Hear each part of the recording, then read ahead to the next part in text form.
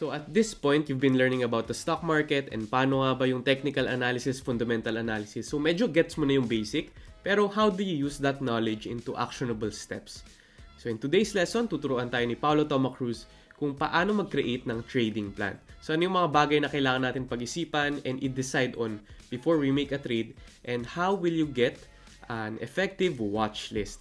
So i-discuss yan today.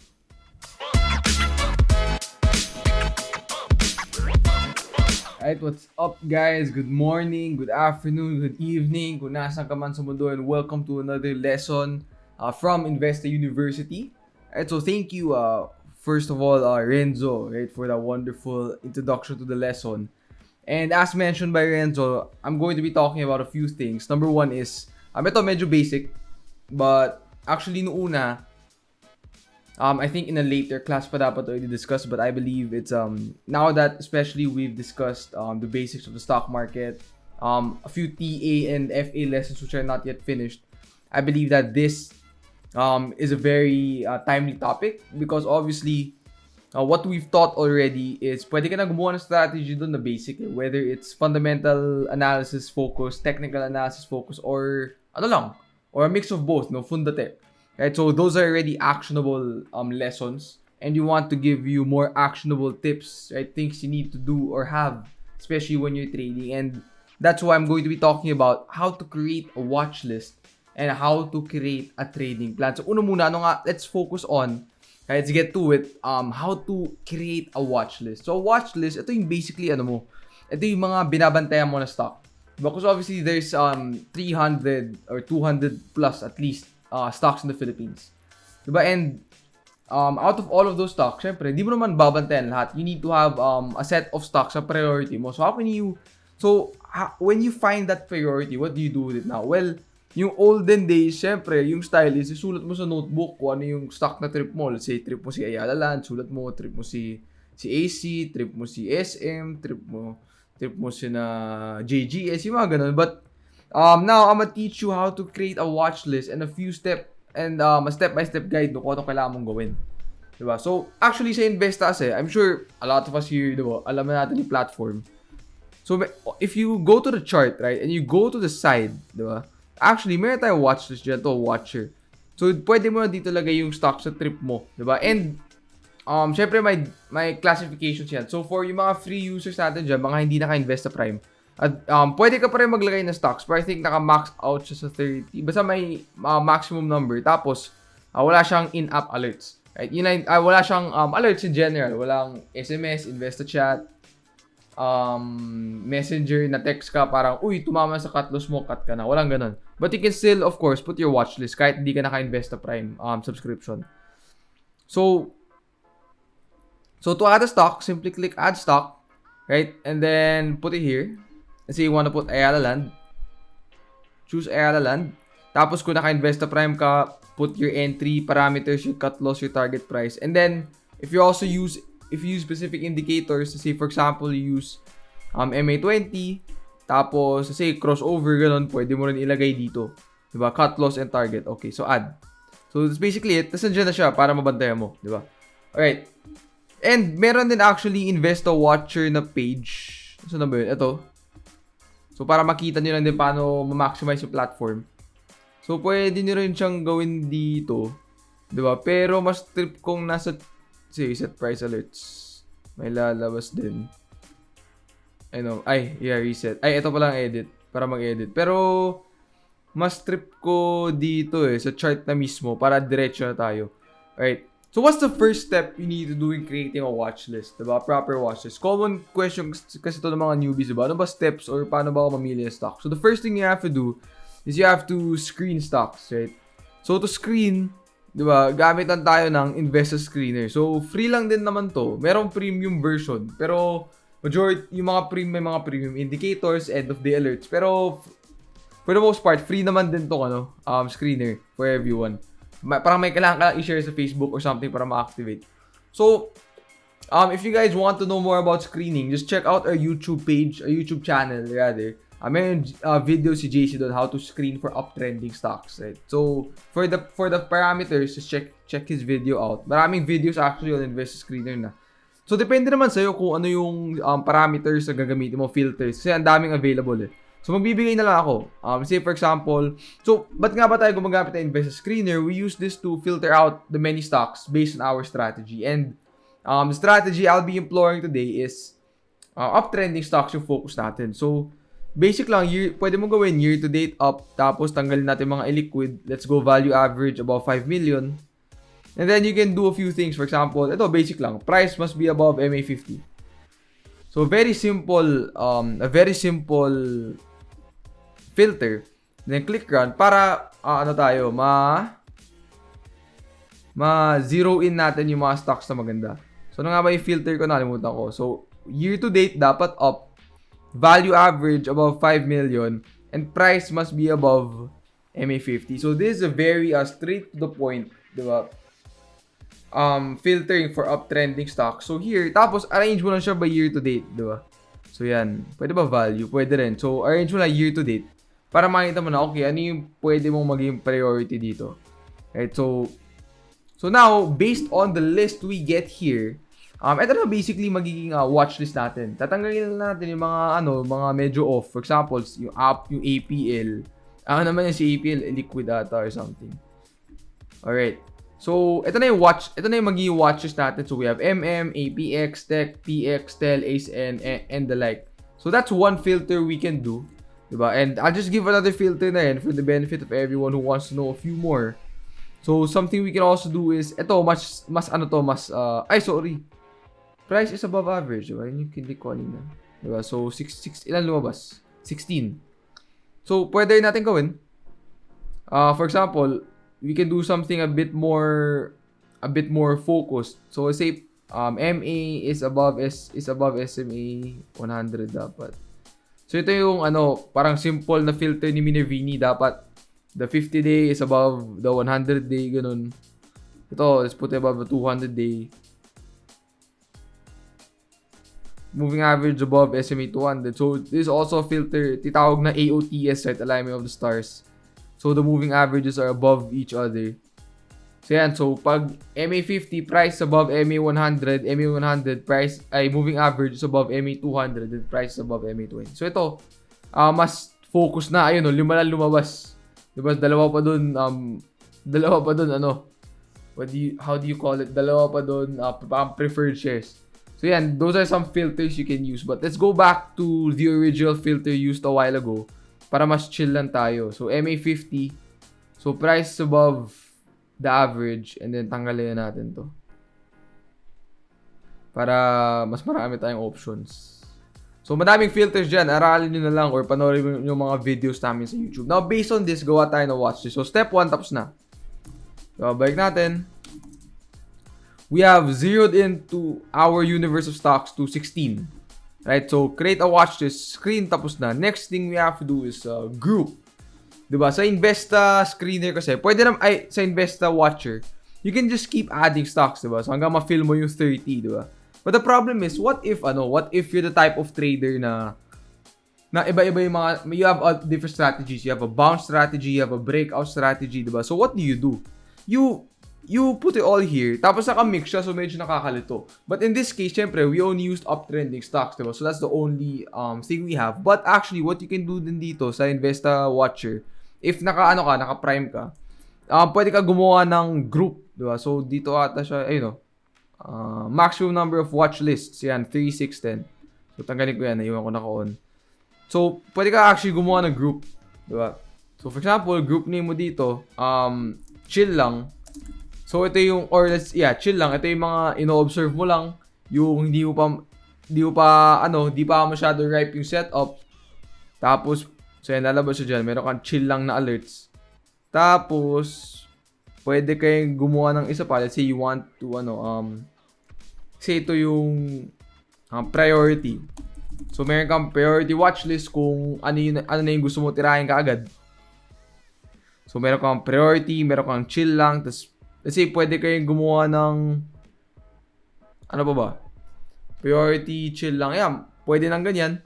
Or, kasi, so yan, meron kang chill lang, meron kang priority. Pwede mo rin gawing, kasi by strategy siya eh. So, pwede kang may breakout na watch list. Pwede kang may reversal. So, it really depends on you how you want to group it. But personally kasi, I don't really group it by strategy, but that's something a lot of people do. I mostly group it by yung chill lang, yung priority, tsaka yung current kong hawak. So, current positions. So, this is usually how I want to trade it. Since I usually use one strategy lang naman, so I don't really need to diversify yung watchlist ko. So, now, ilagay natin yung mga trip natin, di ba? So, say MM, right? If we go to MM, diba yan, nakita natin stock. Let's say, gusto natin priority. Simply, click MM. Here. And then, lagay mo na yung mga indicator alerts mo. Kung meron, lagay mo na yung mga price alerts mo. And then, click add. Right? So, nilagay ko siya sa priority. Diba? And you can also switch it up, I think. And, paano ba? Yeah, basta yun. Lagay sa priority. Let's say, meron kang hawak na, APX, right? APX. Diba? So, add stock. Piliin mo muna yung watchlist group. Let's say, current position mo sa. Then, just click add stock, diba? Don't forget turn on alerts kung may alerts ka. And then, add mo lang. Please select the stock. APX. Ayun. Add. So, basically, this is how you create a watchlist, diba? So, parang yan na yung step-by-step process para sa mga newbies natin dyan. But, of course, di naman kailangan may group eh. Pwedeng nasa isang, isang page lang. But ako personally, I like to maximize this feature lang. So I can have, especially pag nasa mobile ako, meron akong quick view kung ano yung mas trip ko. So that's how you create a smart watch list, right? You screen first and then you group it based on your strategy or prioritization. So step 3 yan na, yung pag-prioritize. So you have to know kung ano nga yung priority mo. Some stocks in the watch list kasi, some of it are mga interesting lang, wala pang setup pero lumabas sa screener. While others are, pwede mo na actionan eh. Parang in the next few days, pwede mag-breakout. In the next few days, baka na-support na. So you have to know how to prioritize which to focus on. And that's why I like to take advantage of the group settings sa watcher natin. Right? So basically yun lang. So I wanted to go through that. But the main part of this lesson really, right, yung watch kasi madali lang yan eh. Screen lang, then group, then prioritize. Tas trading. Then the next step is how to create a trading plan. So, I know for those who have probably been in the market for a while, very cliche itong trading plan eh. But the thing is, a lot of us may take it for granted. Like creating a trading plan because it's one of the first things you learn eh. Ito yung mga usual na sinasabi ng kahit sino eh, na kailangan ng plano. And it's cliche. And the reason why it's cliche, it's because it works and it's important. You know, if you read the books of the market wizards, talagang creating a trading plan is one of the essential things, di ba? If you don't, no matter what your strategy is, without a proper plan of attack, without a proper trading plan, di mo talaga siya may execute at the highest level eh. Kailangan kasi dito is, when you create a trading plan, parang you already mentally prepare yourself to how you're going to trade for that day or for that week if mas longer term ka. Kasi without a trading plan, what we're doing is we're calling the audible. Parang tumitiran lang tayo ng kung ano-ano. But with a proper trading plan, parang ganito kasi yan eh. Pagdating sa market hours, dapat nag-execute ka na lang eh. Dapat planado ka na. Dapat you're mentally prepared. Alam mo na kung paano mo aatakihin yung araw na yun. Alam mo na kung ano stocks yung priority mo based on your watch list. Alam mo na kung ano yung ano. Ano mo na yung priority mo based on your watch list. And you know the parameters na yung what. What do we need to know ba pag trading plan? So, what are the things we need here? Yung basic. Number 1, we need our entry. Entry price. Diba? Or signal. So, pwedeng indicator kasi yan eh. O, let's say lang, sige. Para mas basic tayo, entry price. Number 2, we need our cut loss. Very important. Right? We need to know where we exit if we're at a loss. Number 3, we need to know our target profit. So, we need to know saan ba tayo magbebenta. Diba? Or kung trend stop ka man lang, kung mas trend follower approach, you need to know that. Number 4 is yung position size mo. This is what I usually include. So, pwede mo rin lagay reason for buying. Diba? But usually, I do that sa journaling na lang eh. So, yan. Ito yung mga main things na kailangan natin when we're creating a trading plan. We need to know our entry price, our cut loss, our target profit, or our nasan trend stop natin, and most importantly, our position size. Right? So, now, So, something I wanted to emphasize also is when we create a trading plan, we want to make this the night, at the latest, the night before the market opens. So, at the latest talaga, before the market opens, mga 8:39, huwag naman 9:25, right? But, best practice is at least night before. Bakit? Because as I've already mentioned, the day or during market hours, dapat nag-execute ka na eh. Dapat minimal na yung pag-iisip mo, yung decision making. Because, of course, there will be decision making factors pa rin. But majority of the decision making, etong mga parameters na to, yung entry, cut, TP, at saka position size, dapat nagawa mo na the night before. Right? Kasi mahirap eh. Let's say may mabilis na stock. Diba? Na nag-breakout at sobrang bilis. Tapos nakita mo lang on that day. Kaya dapat yung screening tsaka yung paggagawa ng watchlist the night before din eh. Para prepared na tayo. Yun yung important eh. We can't come to the battlefield. Sorry, pumiyok ako. We can't come to the battlefield. Right? We can't come to the marketplace, to the market hours without a plan of attack. So yung maganda, the reason why we want to screen, create a watch list, and do your trading plan the night before is para pagdating sa market tapos may mabilis na stock, napagplanuhan na natin. We know when to enter. Di natin pinag-iisip. We know when to cut our losses. We know kung nasa yung TP. And most importantly, we know our position size kasi hindi lang yan basta-basta ginagawa na. Ito, I'll buy 10,000 shares, ganyan. You have to compute that, right? Which will be taught in a later episode. But basically, ito yung mga kailangan natin na malaman na parameters, right? So, entry, cut, TP, tsaka position size. So, let's make one, like for example. So, let's say for example, ito, sakto dito na sa APX. So, let's say, nasa priority watch list natin for example. So, based on our previous lessons, we can already make a trading plan here. So, first, the zoom out, let's take a look at the bigger picture for a while. So, we can see na meron tayong malakas na resistance somewhere at this level, diba? So, let's just plot it out. Somewhere near to 195. Para lang alam natin kung nasan. So now we're looking at APX and anong pattern yung nakikita natin. Diba? So we're seeing some sort of pennant, some sort of flag. Diba? Okay? And it's actually almost about to break out of that pattern. So now how do we create a trading plan based on this? So we can see that the breakout level here is around 160, 162. Bigyan natin onting allowance. So, when we're creating a trading plan, again, so ulit ako lang font size. The first thing we have to put is our entry. So, our entry in this case would be at around 162, for example. Or 162. Para lang ma-sure yung breakout. And then, cut loss natin dito. Where would we put our cut loss? You want to put it at a place where ma-invalidate yung setup. So, that would probably be maybe below 153, below this pattern support. So, kung risk-reward wise, basang ba TP natin, nasa may 190 pa eh. Tapos, cut loss natin nandito. So, may 152 kunyari. So, ang risk natin sa trade is 6%. Tapos, upside natin nasa 17%. So, parang 1:3 halos, 1:2.8. So, pwede na.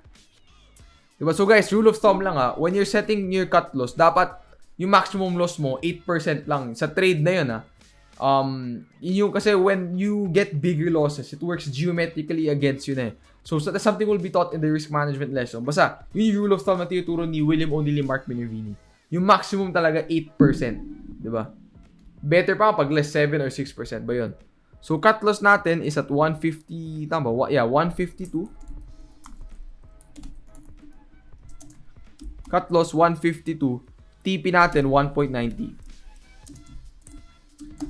Tapos, position size natin. So guys, computing your position size, maraming options. You can go basic lang, parang, okay, I'll put 15% of my portfolio, or pwedeng mas matalino yung pag-compute natin. We can use the InvestSmart calculator or the risk management calculator, which will be taught in a future lesson. But if you guys already know how to use this or you want to experiment on it, I highly suggest you do.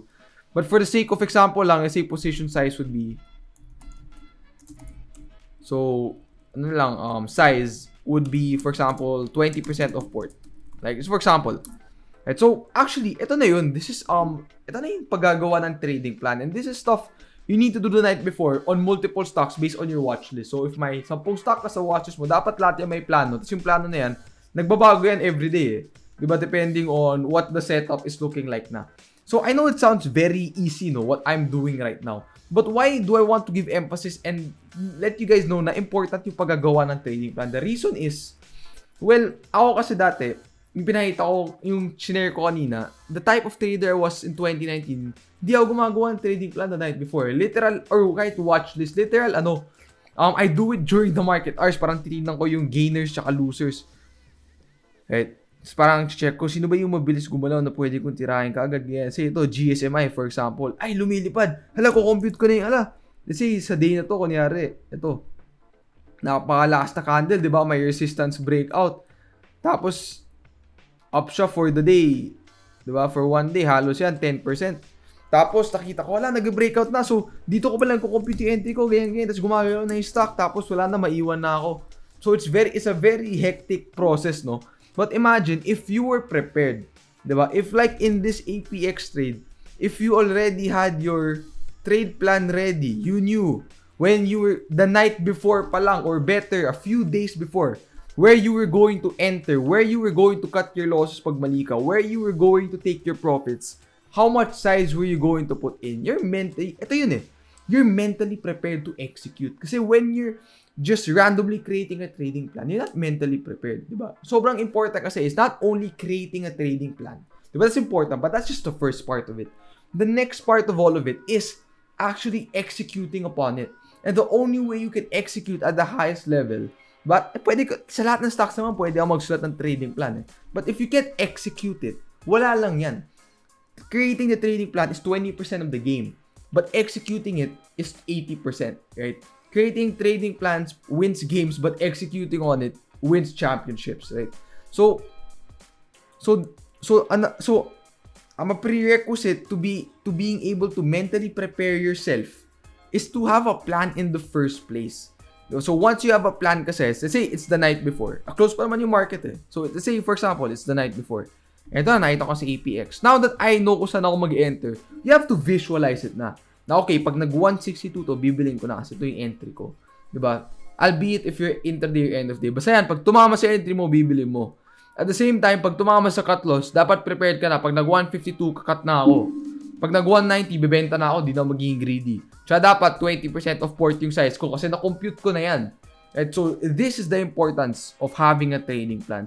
Wait lang mga boss. Dahil marami kang natutunan sa video na to, it's time to test your strategies and skills in the upcoming Investagrams Trading Cup 2020 Bounce Back Challenge. It's time to prove that you are some of the best traders in the country and to represent your trading community. Just head over to investagrams.com/tradingcup to join. So guys, I know this lesson was pretty basic. This lesson was pretty beginner friendly, right? But again,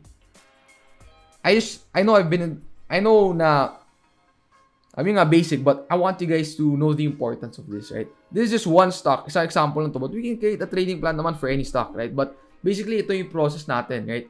So we screen,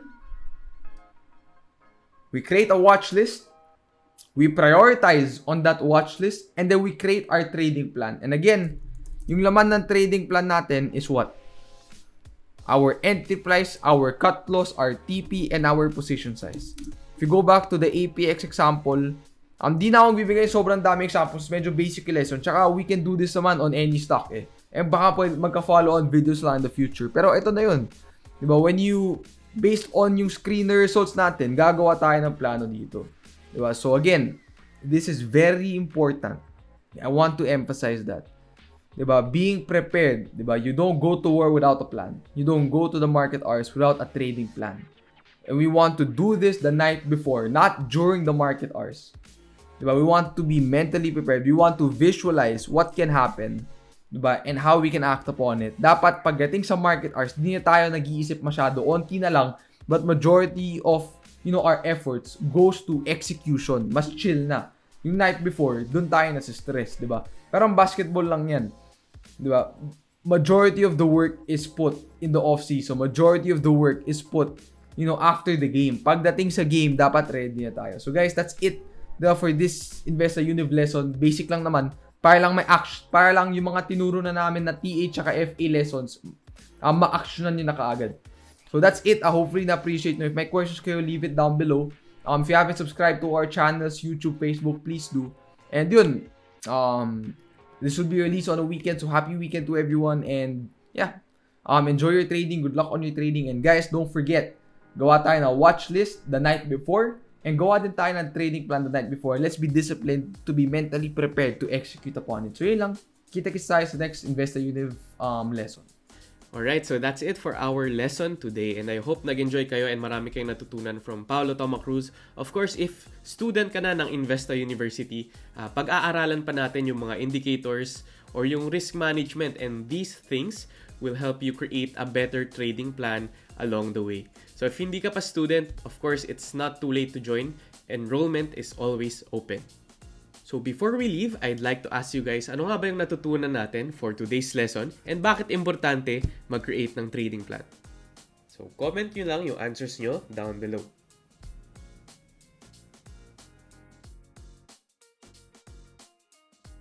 InvestaUniversity is an open U for you. Kaya, we made the enrollment super easy. Bilang ka lang ng 1, 2, 3. 1. Subscribe to our YouTube channel. All InvestaU videos will be uploaded here and also in InvestaLearn. 2. Like and follow our Facebook account. 3. Join our exclusive Investa group. I-search mo lang ang InvestaUniversity group in our platform. Then click Join. Read our short love letter for you and click Agree. Ngayon, estudyante ka na ng InvestaU. Ganun lang. Super dali.